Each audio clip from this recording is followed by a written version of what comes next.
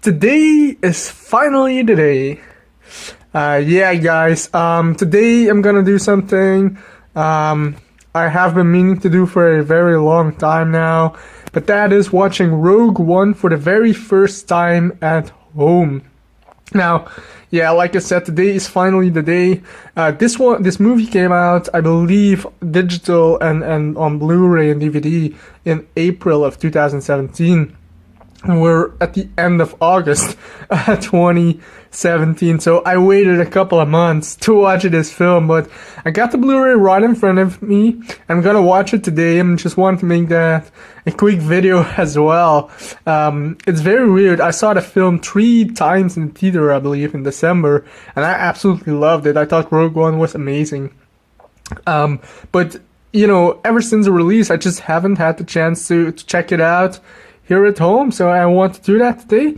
And I got this Blu-ray right in front of me, as you guys can see. Got that beautiful slipcover of you got all the characters lined up in a Star Destroyer silhouette. There you go. And you got in the background, that is the Death Star in white, and then you got Rogue One, a Star Wars story at the bottom. So yeah, there you go, guys. I'm gonna film some more here in just a second, and I will make a little video on this topic, or on this Rogue One movie. So yeah, see you soon.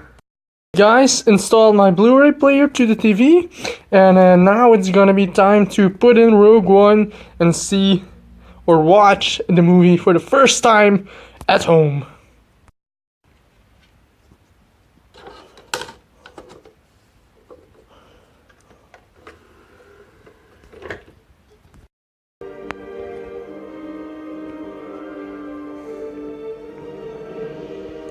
As you guys can see, I did put in the Blu-ray, and the menu is playing right now. I'm gonna press play, and we're gonna watch Rogue One together. Well, I'm gonna watch Rogue One, and I'm making a video, so in a way, you guys kinda watching together with me, of course. So yeah,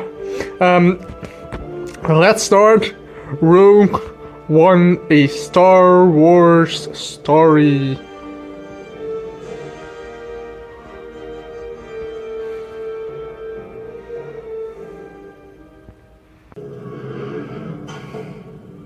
Your Highness, the transmission we received.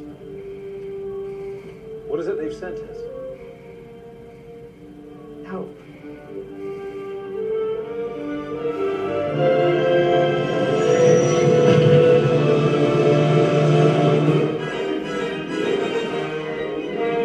So, as you guys saw, I finished watching Rogue One for the first time here at home. I absolutely loved it. Still as great as I remembered, and I want to give some, or want to share my quick thoughts on the film here. Because I don't think I did a review or anything on my channel for this movie.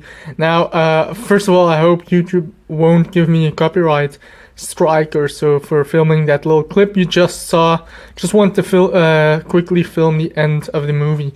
But you can see here, got the slipcover standing here ready, and my Blu-ray, just put them here in front of my TV screen. Gonna give you some quick thoughts on the film.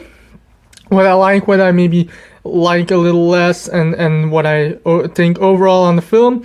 First of all, I absolutely love Rogue One. I've seen it, like I said, 3 times in theater, and I don't really think it has many flaws. The only big flaw that it does have is the little characterization to some of the characters. Like I said, you just get a few lines from who they are and what they are coming from and why they are in the rebellion.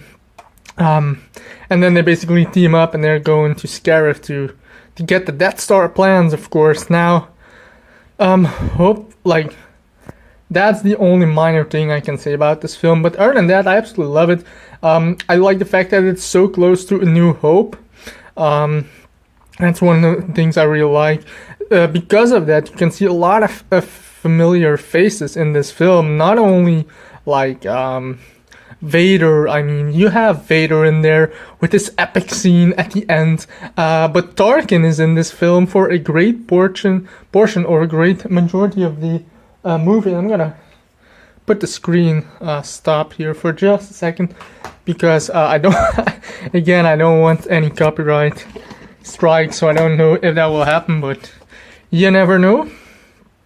So like I said, Tarkin, absolutely love him in the film. He has a big role in the movie, and which I did not expect when I first watched Rogue One in the movie theater.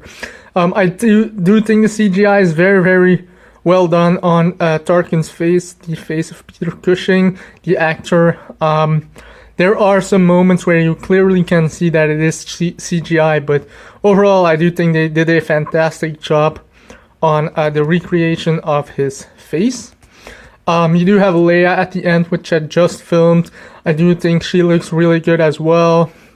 But you have other characters as well coming back, like Captain Antilles at the end as well for such a brief cameo, and then R2 and 3PO, of course, and then you have Ponda Baba and Dr. Evazan on Jeddah, which are also there, which I do really like. A lot of things that I also like are like the sound effects from the TIE Fighters and the X-Wings and the Y-Wings. You can see all those classic vehicles back on screen, which I absolutely love.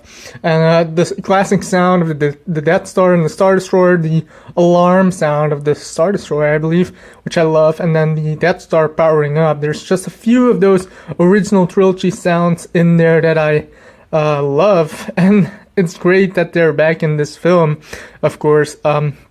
Now, of course, this movie is about getting the Death Star plans, and you get this entire new crew here, like you see on the cover of the Blu-ray. I like the crew quite a bit. I'm gonna say Cassian Andor is still my favorite character out of the whole bunch, together with K2SO. I do think he does a very, very good job in the film. The actor Diego Luna is a very good actor in this movie. I like him quite a bit. Like I said, he's my favorite one. One of the things that I really like about him is that you can truly see this rebellion that they are, creating against the Empire. They are not black or white. They're not like 100% pure good. You can see that when they are leaving for Scarif at the end of the film, or the entire crew, they are leaving, and you can see Cassian saying, "We are murderers and assassins and thieves and whatnot." This is just a bunch of people you don't expect in the rebellion, and we never had a clear look at that in the original trilogy. That the people in the rebellion are purely good. I guess they're not purely good. That's my main point I want to say about that, which is something I really do appreciate. One of the things I guess that a little bit bothers me is Saw Gerrera's character. He's not the most interesting character. I do think his voice is a little weird, and he's not in the movie for that much, so it doesn't really bother me too much, but that's one of the characters I just don't like as much.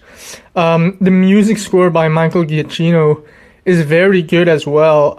I bought the soundtrack, and actually the soundtrack, when you listen to it isolated from the film itself, it sounds a lot better than in the movie. I do feel that's the case with the soundtrack.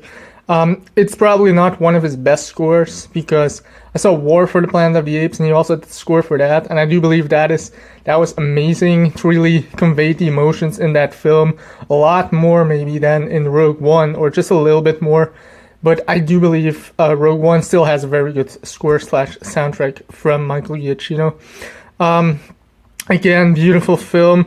There's some really good action scenes, and especially the last half of the film, or the last half hour, is just one big action scene. And what I really like about the ending of the film is, because we are so close to A New Hope in this film, it's like 10 minutes apart. You do have all the characters dying, all of them.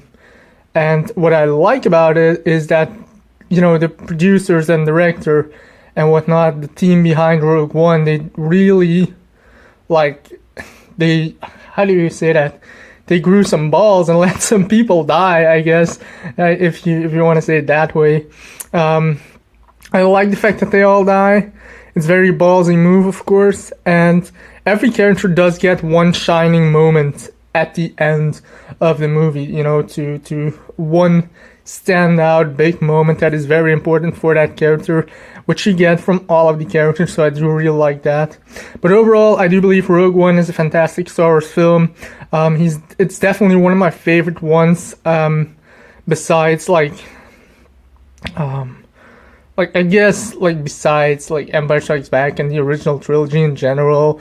I like the prequels, but I do feel Rogue One is definitely a step above that, and even Rogue One is definitely a step above The Force Awakens, whereas Force Awakens really gives a lot of throwbacks to A New Hope. This movie is really centered around A New Hope because it's so close to the beginning of that film, and because of that you do have all the familiar faces that you know and all the familiar plot that you know. And I do like it. It's like a war movie as well, so I do like that aspect as well. It's just not your standard Star Wars stuff.